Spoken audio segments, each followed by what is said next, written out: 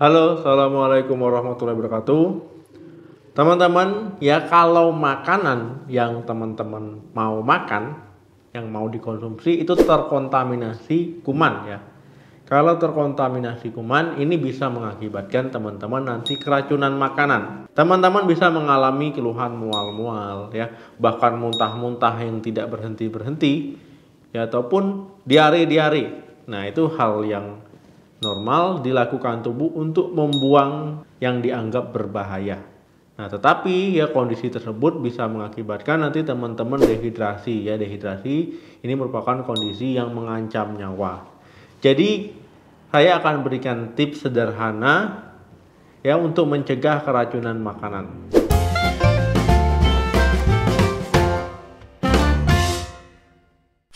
Keracunan makanan bisa terjadi pada orang yang sistem imunnya sedang lemah.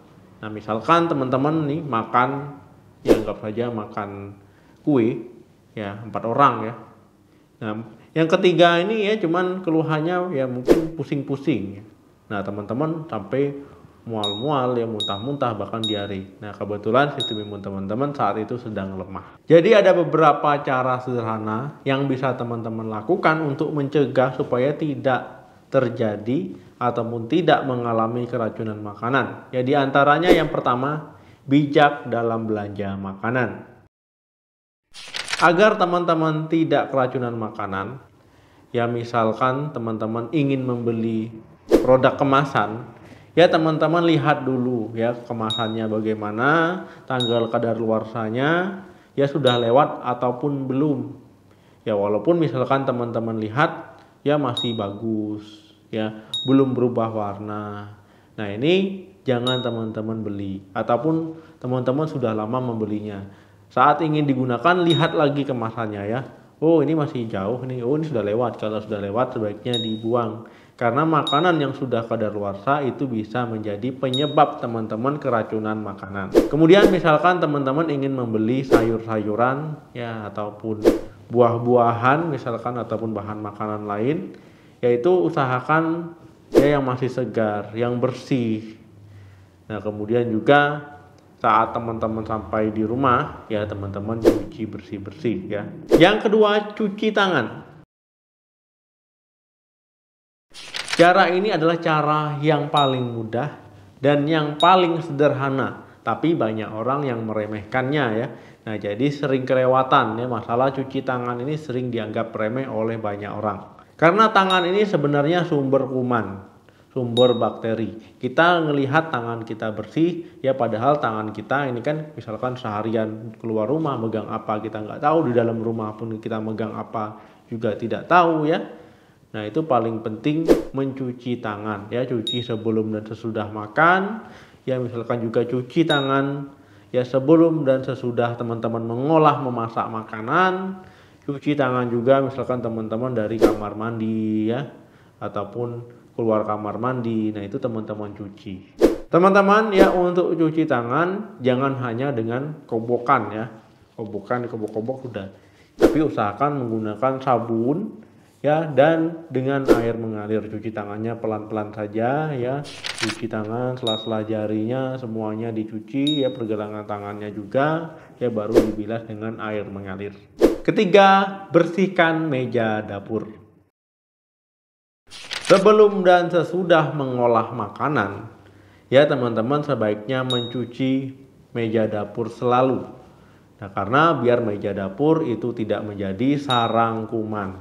Nah, kalau teman-teman tidak mencuci meja dapur ya bisa saja kuman yang ada di meja dapur menempel di makanan, ataupun sebaliknya ya, kuman yang ada di makanan menempel di meja dapur. Nah, jadi sebaiknya dicuci ya sesudah dan sebelum teman-teman mengolah makanan. Untuk membersihkannya meja dapur, teman-teman bisa menggunakan air hangat ya, ataupun mau dikasih sabun sedikit boleh, ataupun menggunakan cairan pembersih khusus meja dapur itu juga bisa. Yang keempat, gunakan alat masak yang bersih. Usahakan teman-teman gunakan alat masak yang bersih ya, baik kuali ya, misalkan teflon, baik sendok, garpu, pisau ya, kemudian spatula Nah, kalau sudah dipakai cuci ya, jangan dibiarkan, nanti bisa menjadi sarang bakteri kuman di situ ya. Jadi usahakan selalu menggunakan peralatan masak yang bersih. Kemudian juga kalau bisa dipisah ya, mana yang untuk daging ya, kemudian mana yang untuk sayur. Misalkan habis motong daging cuci dulu ya, baru untuk digunakan potong sayur. Misalkan pakai pisau. Kemudian ya, saat teman-teman mencuci ya, misalkan piring ataupun alat-alat masaknya, yaitu gunakan spons yang bersih ya. Misalkan teman-teman bisa mengganti spons seminggu sekali ya.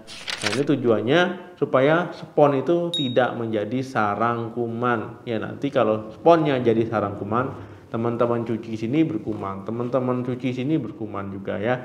Jadi usahakan selalu pastikan sponsnya itu diganti seminggu sekali, ataupun bisa direndam ya, kemudian dicuci bersih. Yang kelima, menyimpan bahan makanan terpisah. Teman-teman harus menyimpan bahan makanan secara terpisah untuk mencegah agar tidak terjadi keracunan makanan.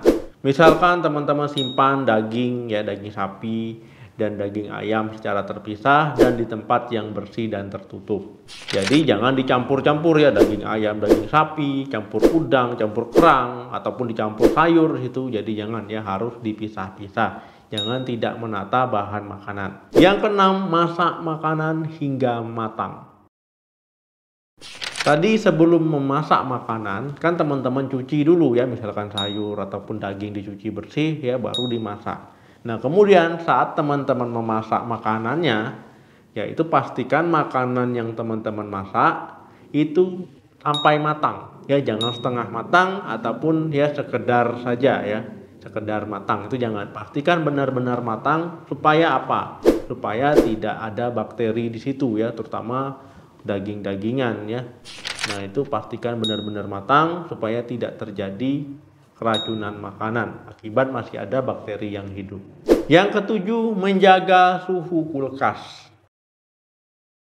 Saat ini ya, rata-rata orang menyimpan makanannya ya di dalam kulkas ya, baik yang di atas beku maupun yang di bawah. Nah, ini teman-teman harus menjaga suhu kulkas supaya tidak terjadi keracunan makanan. Karena jika suhu kulkas tidak diatur dengan benar ya, bakteri itu bisa berkembang biak. Jadi usahakan suhu kulkas itu di bawah 5 derajat. Tipsnya ya, jangan isi kulkas teman-teman sampai penuh-penuh ya. Karena kalau isi kulkas terlalu penuh ya, sirkulasi udara di kulkas itu juga akan gak bagus ya. Nah, nanti makanannya di dalam itu gak dingin ya, gak kebagian merata gitu dengan suhu kulkas di dalam. Jadi intinya teman-teman, untuk mencegah keracunan makanan, teman-teman harus menjaga kebersihan diri.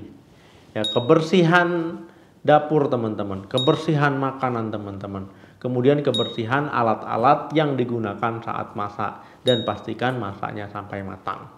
Oke teman-teman, itu tadi tips sederhana ya, cara sederhana yang bisa teman-teman lakukan untuk mencegah agar tidak terjadi keracunan makanan ya, karena kita tidak tahu imun kita sedang kuat atau tidak, imun kita sedang lemah atau tidak. Jadi lebih baik mencegahnya ya, daripada teman-teman nanti sudah terjadi baru menyesal.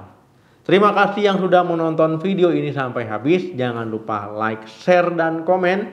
Sampai ketemu lagi di video saya selanjutnya. Salam sehat, sampai jumpa.